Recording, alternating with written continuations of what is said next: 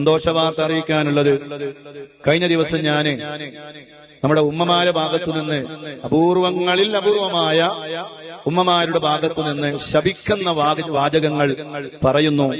അവരിങ്ങനെ ശപിച്ചുകൊണ്ടിരിക്കുകയാണ്.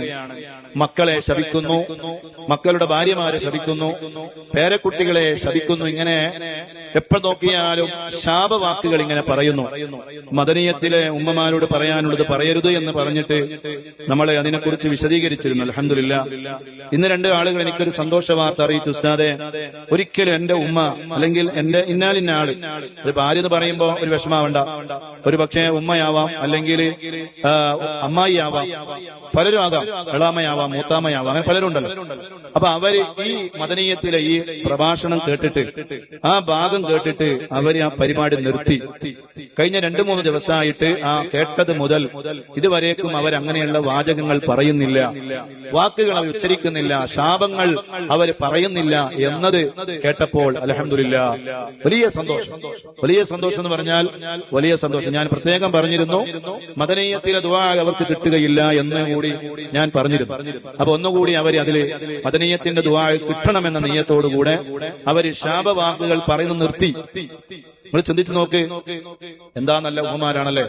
പറഞ്ഞാൽ അനുസരിക്കുന്നവരങ്ങനെയാണ്.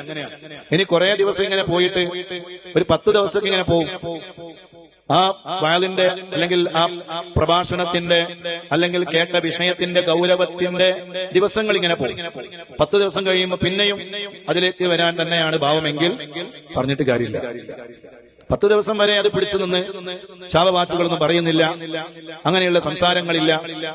നീ മുടിഞ്ഞു പോട്ടെ, നീ നശിച്ചു പോട്ടെ, നീ വണ്ടിയിടിച്ച് മരിച്ചു പോട്ടെ, നീ തകർന്നു പോട്ടെ, നീ അങ്ങനെയാകും, നീ ഇങ്ങനെയാകും എന്നൊക്കെ പറയുന്ന ആ വാചകങ്ങൾക്ക് നിർത്തി. നന്നായി.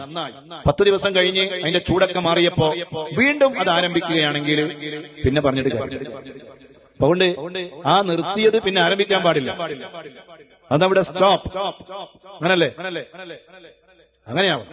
പിന്നെ ആരംഭിച്ചത് പിന്നെ തുടങ്ങാം, നിർത്തിയത് പിന്നെ ഇങ്ങനെ തുടങ്ങാം. അത് ശരിയാവും. നിർത്തിക്കഴിഞ്ഞാൽ പിന്നെ പൂർണ്ണമായി നിർത്തണം. പിന്നെ വീണ്ടും റീസ്റ്റാർട്ട് ചെയ്യാൻ പാടില്ല.